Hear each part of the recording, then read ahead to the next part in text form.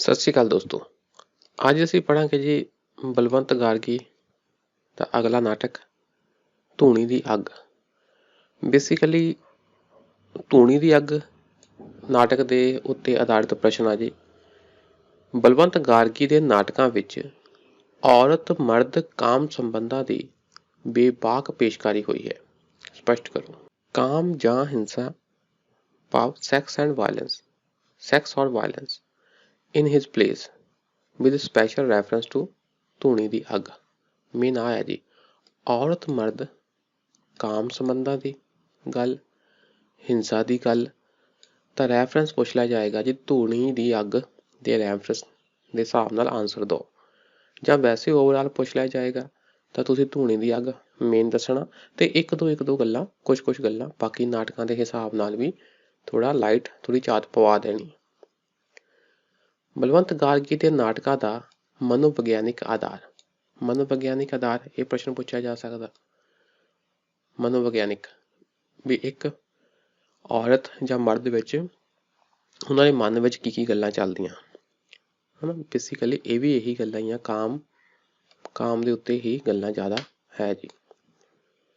ਦੇਖਦੇ ਹਾਂ ਜੀ ਨਾਟਕ ਕੀ ਹੁੰਦਾ। ਅਸੀਂ ਪੜ੍ਹ ਚੁੱਕੇ, ਥੋੜਾ ਬਲਵੰਤ ਗਾਰਗੀ ਬਾਰੇ ਵੀ ਅਸੀਂ ਪੜ੍ਹ ਲਿਆ ਸੀ। ਆਪਾਂ ਸਿੱਧਾ ਟੌਪਿਕ ਤੇ ਆਉਂਦੇ ਹਾਂ ਜੀ। ਮੇਨ ਪੜ੍ਹਾਂਗੇ ਜੀ, ਕੁਛ ਇੰਟਰੋਡਕਸ਼ਨ ਪੜ੍ਹਾਂਗੇ, ਮਨੋਵਿਗਿਆਨ, ਕਿਹੜੇ ਪ੍ਰਯੋਗ ਹੋ ਰਹੇ ਸੀ, ਬਲਵੰਤ ਗਾਰਗੀ ਨੂੰ ਕਿੱਥੋਂ ਪ੍ਰੇਰਨਾ ਮਿਲੀ, ਉਹਨੇ ਕੀ ਪੜ੍ਹਿਆ, ਤੇ ਇਸ ਤੋਂ ਇਲਾਵਾ ਫਿਰ ਆਪਾਂ ਸਿੱਧਾ ਨਾਟਕਾਂ ਤੇ ਆਵਾਂਗੇ। ਜਦੋਂ ਬਲਵੰਤ ਗਾਰਗੀ ਨੇ ਪੰਜਾਬੀ ਨਾਟਕ ਵਿੱਚ ਪ੍ਰਵੇਸ਼ ਕੀਤਾ ਤਾਂ ਉਸ ਸਮੇਂ ਨਾਟਕਾਂ ਦੇ ਵਿਸ਼ੇ ਸਾਧਾਰਨ ਜਾਂ ਸਮੱਸਿਆ ਪ੍ਰਧਾਨ ਸਨ। ਗਾਰਗੀ ਤੋਂ ਪਹਿਲਾਂ ਕਿਹਨਾਂ ਟੌਪਿਕਾਂ ਤੇ ਗੱਲ ਲਿਖੀ ਜਾਂਦੀ ਸੀ?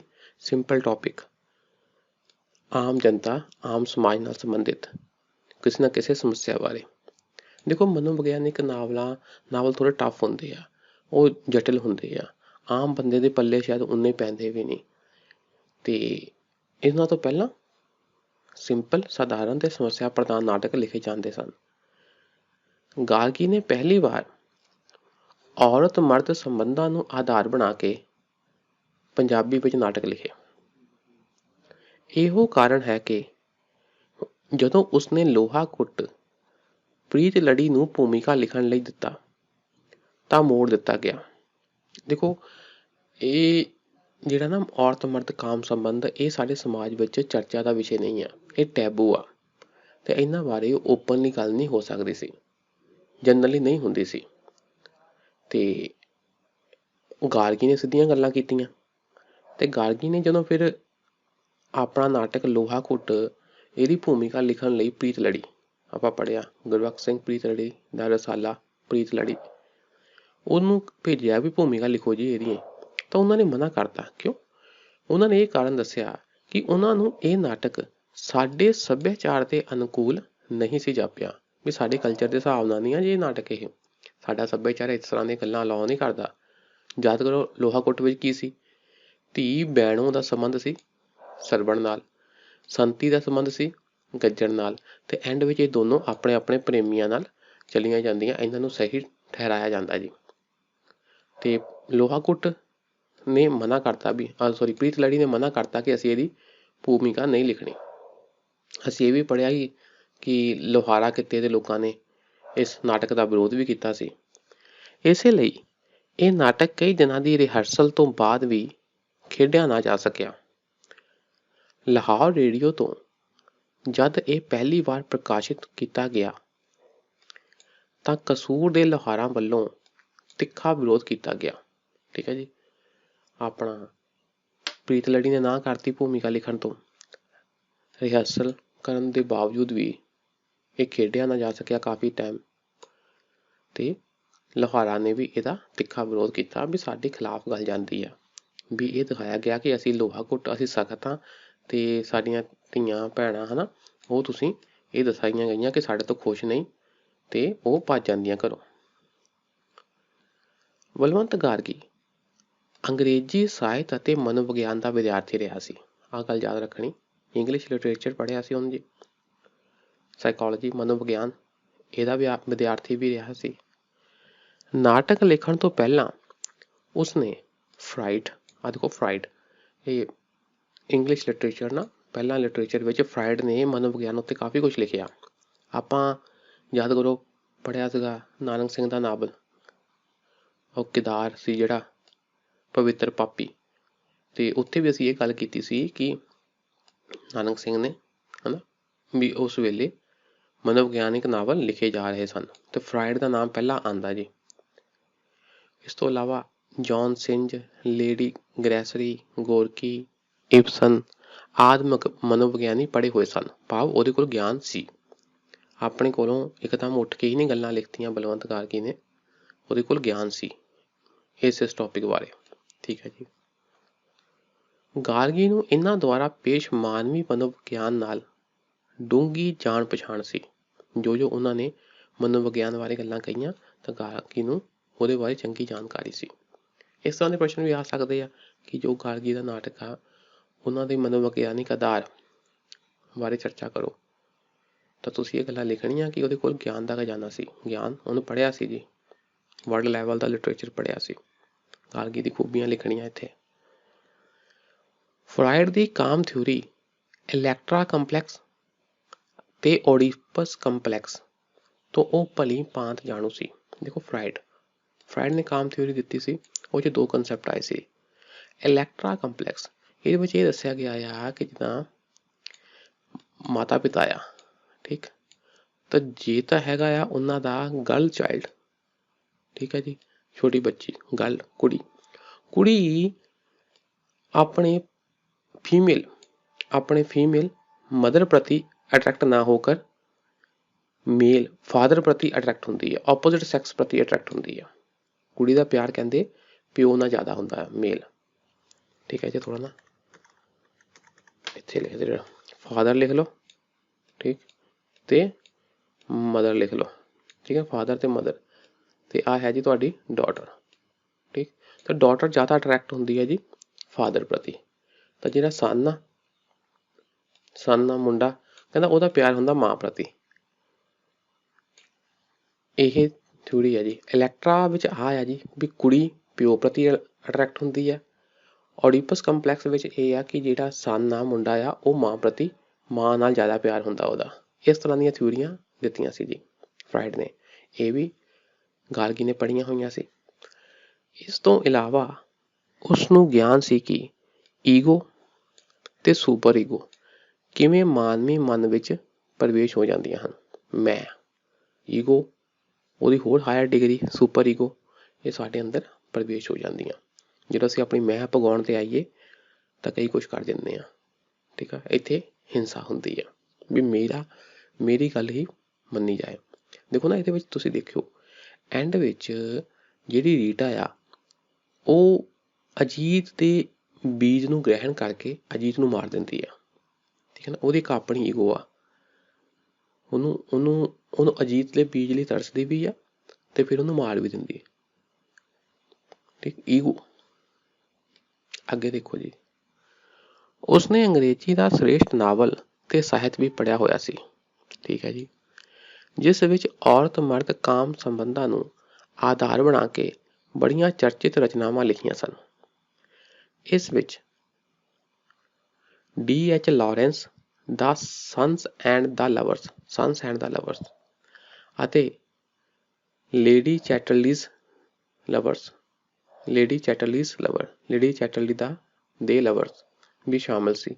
ਆਹ ਵੀ ਕੁਛ ਹੋਰ ਰਚਨਾਵਾਂ ਆ, ਇਹ ਭਾਵੇਂ ਤੁਸੀਂ ਨਾ ਹੀ ਯਾਦ ਕਰੋ, ਆਹੀ ਜਾਂ ਕਰ ਲਓ ਜੀ, ਹਾਂ ਵੀ ਅੰਗਰੇਜ਼ੀ ਦਾ ਸ੍ਰੇਸ਼ਟ ਸਾਹਿਤ ਪੜ੍ਹਿਆ ਹੋਇਆ ਸੀ।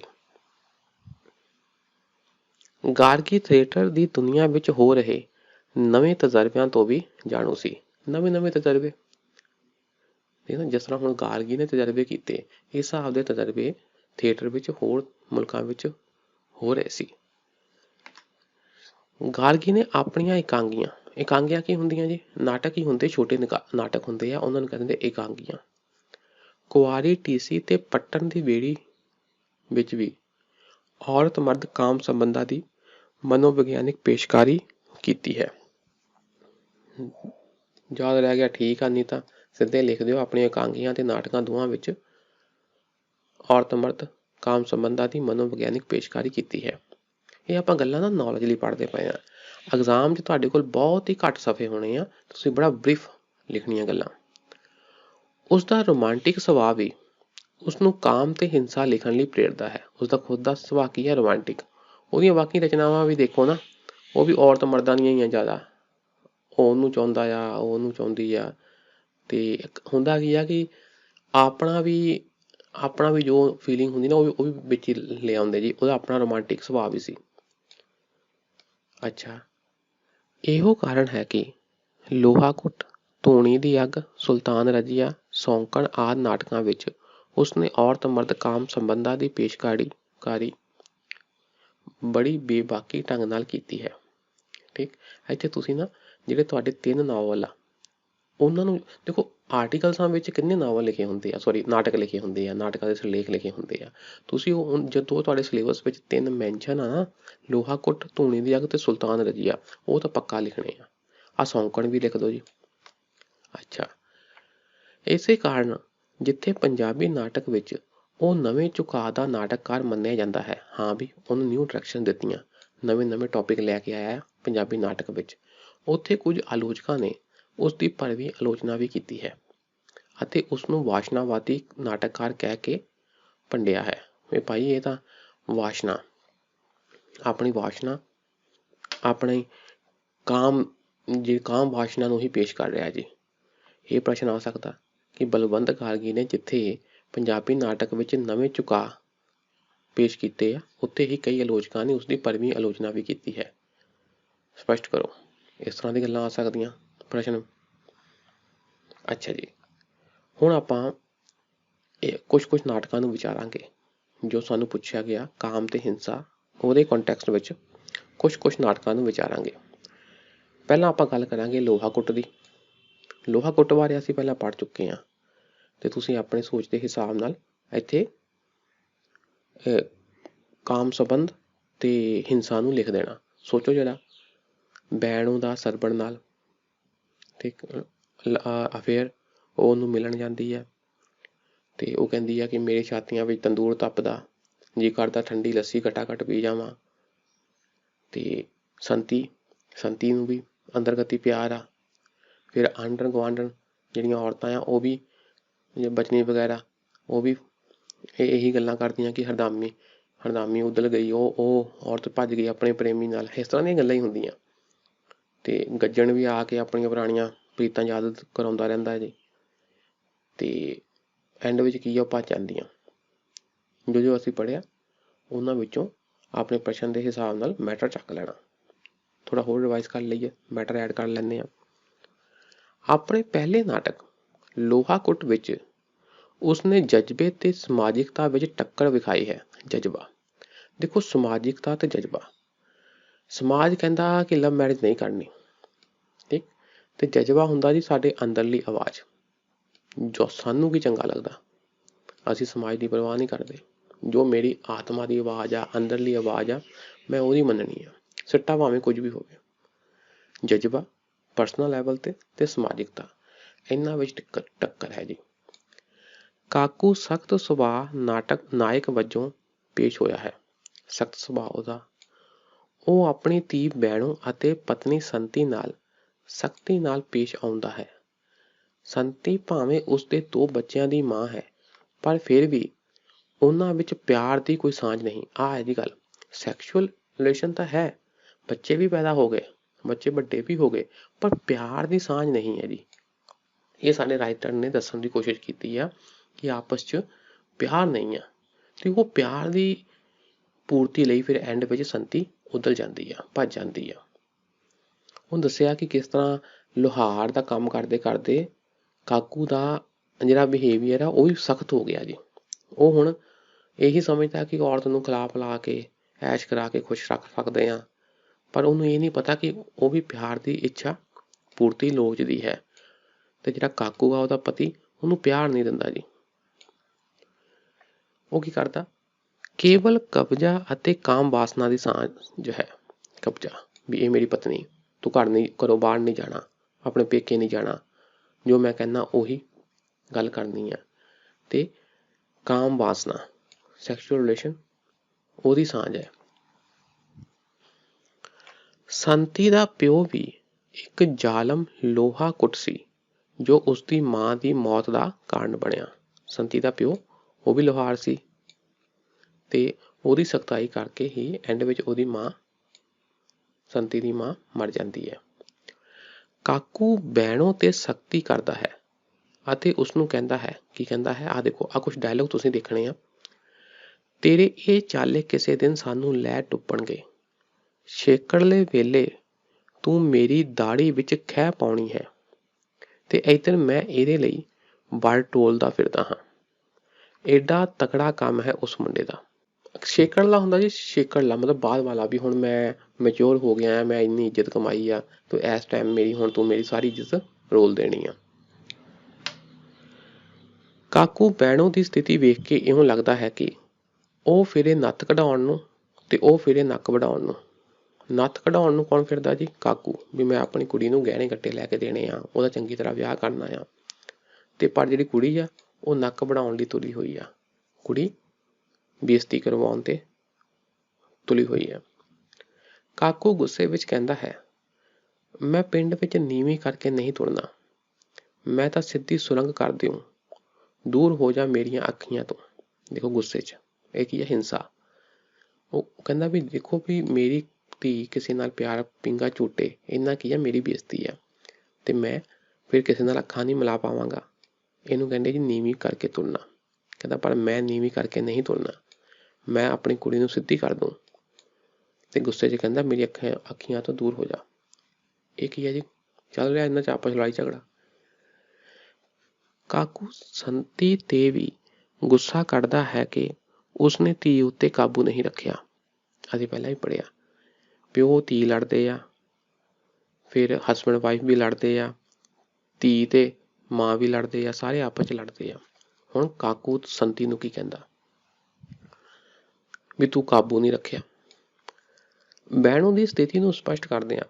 ਗਾਰਗੀ ਦਾ ਮਨੋਵਿਗਿਆਨਿਕ ਡਾਇਲੌਗ ਦੇਖੋ ਜੀ, ਆਹ ਆ ਮੇਨ ਗੱਲ, ਮਨੋਵਿਗਿਆਨਿਕ ਡਾਇਲੌਗ ਇੰਪੋਰਟੈਂਟ ਪੁਆਇੰਟ ਆਏ।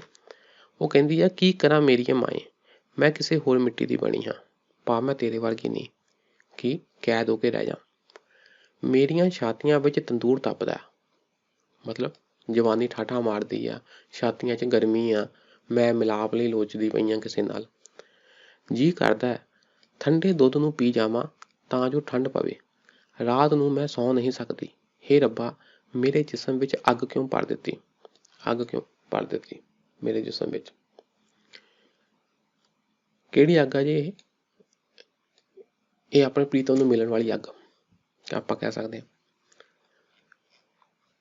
ਸੰਤੀ ਕਾਕੂ ਨੂੰ ਉਸਦੇ ਬਣਸੋਂ ਬਾਰੇ ਸੰਬੰਧ ਦੀ ਗੱਲ ਕਰਦੀ ਹੋਈ ਕਹਿੰਦੀ ਹੈ, ਆਹ ਦੇਖੋ ਬਣਸੋਂ, ਇਹ ਬਣਸੋਂ ਇੱਕ ਹਿਸਾਬ ਦੀ ਇਹ ਪਿੰਡ ਦੀ ਔਰਤ ਆ, ਵੀ ਜਿਹੜੀ ਜਣੇ ਖਣੇ ਨੂੰ ਸ਼ਰਾਬ ਪਿਲਾਉਂਦੀ ਆ, ਉਹਦੇ ਕਈਆਂ ਨਾਲ ਰਿਲੇਸ਼ਨ ਆ ਤੇ ਕਾਕੂ ਵੀ ਇਹਦੇ ਕੋਲ ਜਾਂਦਾ। ਹੁਣ ਇਹ ਵੀ ਕੀ ਆ? ਕਾਮ ਸੰਬੰਧਾਂ ਦੀ ਗੱਲ ਹੋ ਗਈ। ਸੰਤੀ ਕਾਕੂ ਨੂੰ ਉਸਦੇ ਬਣਸੋਂ ਬਾਰੇ ਸੰਬੰਧਾਂ ਦੀ ਗੱਲ ਕਰਦੀ ਹੋਈ ਕਹਿੰਦੀ ਹੈ, ਕਿੱਥੋਂ ਸਿੱਖ ਕੇ ਆਇਆ ਇਹ ਗੱਲਾਂ? ਉਸ ਬਣਸੋਂ ਹਰਾਮਣ ਤੋਂ ਜੋ ਮਰਦਾਂ ਨੂੰ ਸ਼ਰਾਬ ਪਿਆਉਂਦੀ ਹੈ ਤੇ ਜਣੇ ਖਣੇ ਨਾਲ ਸੌਂਦੀ ਫਿਰਦੀ ਹੈ, ਭਾਵ ਉਸ ਦੇ ਰਿਲੇਸ਼ਨ ਜਣੇ ਖਣੇ ਨਾਲ ਹੈ। ਪਰ ਕਾਕੂ ਨੂੰ ਇਸ ਦੀ ਕੋਈ ਸ਼ਰਮ ਨਹੀਂ। ਉਹ ਬੇਬਾਕੀ ਨਾਲ ਕਹਿੰਦਾ ਹੈ, ਮੋਈਏ ਮਰਦ ਨਾਤਾ ਧੋਤਾ ਘੋੜਾ, ਉਸ ਦਾ ਕੀ ਲੱਥ ਜਾਂਦਾ। ਆਹ ਦੇਖੋ, ਇਹ ਸਾਡੇ ਸਮਾਜ ਦੀ ਇੱਕ ਹੋਰ ਸੱਚਾਈ ਪੇਸ਼ ਕੀਤੀ ਹੈ ਕਿ ਮਰਦ ਪਰ ਇਸਤਰੀ ਨਾਲ ਸੰਬੰਧ ਸਥਾਪਿਤ ਕਰੇ, ਕੋਈ ਚੱਕਰ ਨਹੀਂ, ਸਮਾਜ ਉਹਨੂੰ ਅਸੈਪਟ ਕਰ ਲੈਂਦਾ ਆ। ਪਰ ਔਰਤ ਜੇ ਕਿਸੇ ਨਾਲ ਗੱਲਬਾਤ ਵੀ ਕਰ ਲੇ ਤਾਂ ਉਹਦੀ ਬਦਨਾਮੀ ਹੋ ਜਾਂਦੀ ਹੈ। ਮਰਦ ਨਾਤਾ ਧੋਤਾ ਘੋੜਾ, ਉਸ ਦਾ ਕੀ ਲੱਥ ਜਾਂਦਾ। ਠੀਕ, ਇਹ ਸਾਡੇ ਸਮਾਜ ਦੀ ਸੱਚਾਈ ਹੈ ਜੀ। ਆ ਤੁਸੀਂ ਦੇਖੋ ਨਾ, ਜਦੋਂ ਕਦੀ ਡਿਵੋਰਸ ਹੋ ਜਾਏ, ਡਿਵੋਰਸ ਤੋਂ ਬਾਅਦ ਮਰਦ ਨੂੰ ਤਾਂ ਠੀਕ ਠਾਕ ਰਿਸ਼ਤੇ ਮਿਲ ਜਾਂਦੇ ਆ, ਪਰ ਔਰਤ ਨੂੰ ਉਹਨੇ ਠੀਕ ਰਿਸ਼ਤੇ ਨਹੀਂ ਮਿਲਦੇ, ਉਹਨੂੰ ਡਿਵੋਰਸ ਹੀ ਮਿਲਦੇ ਜ਼ਿਆਦਾਤਰ। ਅੱਗੇ ਦੇਖੋ, ਕਾਕੂ ਬਹਿਣੋਂ ਦੇ ਉਦਲ ਜਾਣ ਤੇ ਇਸ ਦਾ ਦੋਸ਼ ਸੰਤੀ ਨੂੰ ਦਿੰਦਾ ਹੈ ਅਤੇ ਉਸਨੂੰ ਕਹਿੰਦਾ ਹੈ, ਦੇਖੋ ਸੰਤੀ ਤੇ ਗੁੱਸੇ ਹੁੰਦਾ, ਉਹ ਤੇਰੀ ਜਣੀ ਸੀ, ਉਸਦੇ ਜਨਮ ਤੋਂ ਹੀ ਖੋਟ ਸੀ, ਜੇ ਮੇਰੀ ਹੁੰਦੀ ਤਾਂ ਨੱਸਦੀ ਨਾ। ਇਸ ਘਰ ਵਿੱਚ ਕਦੇ ਅਜਿਹੀ ਗੱਲ ਨਹੀਂ ਸੀ ਹੋਈ, ਤੀਵੀਆਂ ਚੁੱਲ੍ਹੇ ਤੇ ਰਹੀਆਂ ਤੇ ਮਰਦ ਸਦਾ ਹੈਰਨ ਉੱਤੇ। ਤੀਵੀਆਂ ਰਸੋਈ ਵਿੱਚ ਤੇ ਮਰਦ ਹਮੇਸ਼ਾ ਐਰਣ ਭਾਵ ਜਿੱਥੇ ਧਾਤੂ ਨੂੰ ਕੁੱਟਿਆ ਜਾਂਦਾ ਆ, ਉਹਨੂੰ ਗਰਮ ਕਰਕੇ ਕੁੱਟਿਆ ਜਾਂਦਾ। ਭਾਵ ਅਸੀਂ ਆਪਣੀ ਇਕਨੋਮਿਕ ਐਕਟੀਵਿਟੀ ਕਰਦੇ ਸੀ ਤਾਂ ਤੁਹਾਡਾ ਕੰਮ ਸੀ ਰਸੋਈ ਵਿੱਚ ਰਹਿਣਾ। ਜੇ ਪਤਾ ਹੁੰਦਾ ਕਿ ਅਜਿਹੀ ਬਦਜਾਤ ਨਿਕਲੂ ਤਾਂ ਜੰਮਦੀ ਦੇ ਹੀ ਗਲ ਗੁੱਠਾ ਦੇ ਦਿੰਦਾ, ਭਾਵ ਉਹਨੂੰ ਮਾਰ ਦਿੰਦਾ, ਆਪਣੀ ਧੀ ਬਹਿਣੋਂ ਨੂੰ। ਦੇਖੋ ਤੁਸੀਂ ਸਾਰੇ ਰਹਿ ਇੰਨੇ ਲੰਬੇ ਲੰਬੇ ਨਹੀਂ ਲਿਖਣੇ, ਤੁਹਾਨੂੰ ਪਤਾ ਹੋਣਾ ਚਾਹੀਦਾ ਆ ਐਗਜ਼ਾਮ ਦੀ ਰਿਕੁਆਇਰਮੈਂਟ ਦੇ ਹਿਸਾਬ ਨਾਲ ਤੁਸੀਂ ਲਿਖਣਾ ਆ। ਕਾਕੂ ਅਨੁਸਾਰ ਤੀਵੀਆਂ ਨੂੰ ਸ਼ੈਣੀ ਦੀ ਲੋੜ ਹੁੰਦੀ ਹੈ। ਅਖੀਰ ਵਿੱਚ ਉਹ ਸੰਤੀ ਜਿਹੜੀ ਸਮਾਜਿਕਤਾ ਕਾਰਨ ਬਹਿਣੋਂ ਨੂੰ ਹੋੜਦੀ ਹੈ, ਆਪ ਆਪਣੇ ਪਿਆਰ ਨੂੰ ਪ੍ਰਗਟਾਉਣ ਲਈ ਗੱਜਣ ਨਾਲ ਉਦਲ ਜਾਂਦੀ ਹੈ। ਗਜ਼ਲ ਨਾਲ ਆਪਣੇ ਪੁਰਾਣੇ ਪ੍ਰੇਮੀ ਨਾਲ ਭੱਜ ਗਈ। ਸੋ ਲੋਹਾ ਕੁੱਟ ਵਿੱਚ ਗਾਰਗੀ ਨੇ ਔਰਤ ਮਰਦ ਸੰਬੰਧ ਦੀ ਬੇਬਾਕ ਪੇਸ਼ਕਾਰੀ ਕੀਤੀ ਹੈ। ਇਹ ਆਪਾਂ ਹੁਣ ਲੋਹਾ ਕੁੱਟ ਦੀ ਗੱਲ ਇੱਥੇ ਤੱਕ ਕਰ ਲਈ। ਧੂਣੀ ਦੀ ਅੱਗ ਆਪਾਂ ਨੈਕਸਟ ਕਲਾਸ 'ਚ ਕਰਦੇ ਹਾਂ ਜੀ। ਅੱਜ ਲਈ ਇੰਨਾ ਹੀ। ਸ਼ੁਕਰੀਆ। ਸਤਿ ਸ਼੍ਰੀ ਅਕਾਲ।